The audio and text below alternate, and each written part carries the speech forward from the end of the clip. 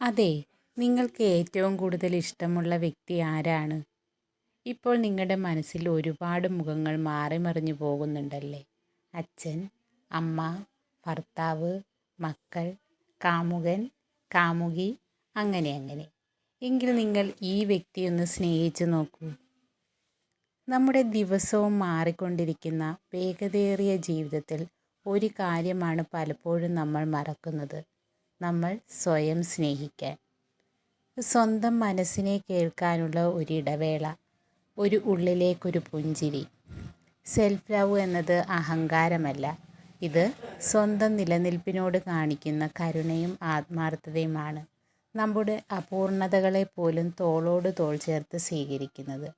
നമ്മളൊരു സുഹൃത്തിനോട് കാണിക്കുന്ന സൗമ്യത തന്നെയാണ് സ്വന്തം മനസ്സിനോടും കാണിക്കുന്നത്.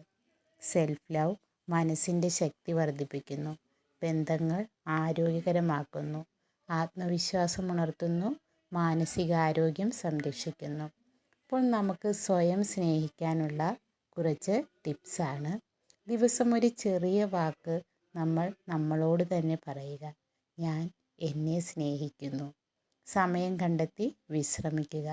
വേണ്ടെന്ന് പറയാൻ പഠിക്കുക. അതായത് നമ്മൾ നോ പറയേണ്ടയിടത്ത് നോ പറഞ്ഞ് തന്നെ ശീലിക്കുക. ശരീരത്തോട്, മനസ്സിനോട്, വികാരങ്ങളോട് കരുതലോടെ പെരുമാറുക. തെറ്റുകളെ ആത്മശാന്തിയോടെ സമ്മതിച്ച് മുന്നോട്ട് പോവുക. സ്വയം സ്നേഹം എന്നത് ഒരു ലക്ഷ്യമല്ല. നമ്മളെ നാം സംരക്ഷിക്കുമ്പോൾ ലോകം നമ്മളെ വ്യത്യസ്തമായി സ്വീകരിക്കുന്നു.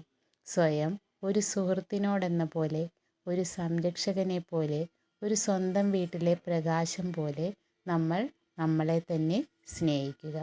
അപ്പോൾ ഈ വീഡിയോ ഇഷ്ടമായിട്ടുണ്ടെങ്കിൽ ലൈക്ക് ചെയ്യുക, ഷെയർ ചെയ്യുക, സബ്സ്ക്രൈബ് ചെയ്യുക. Thank you.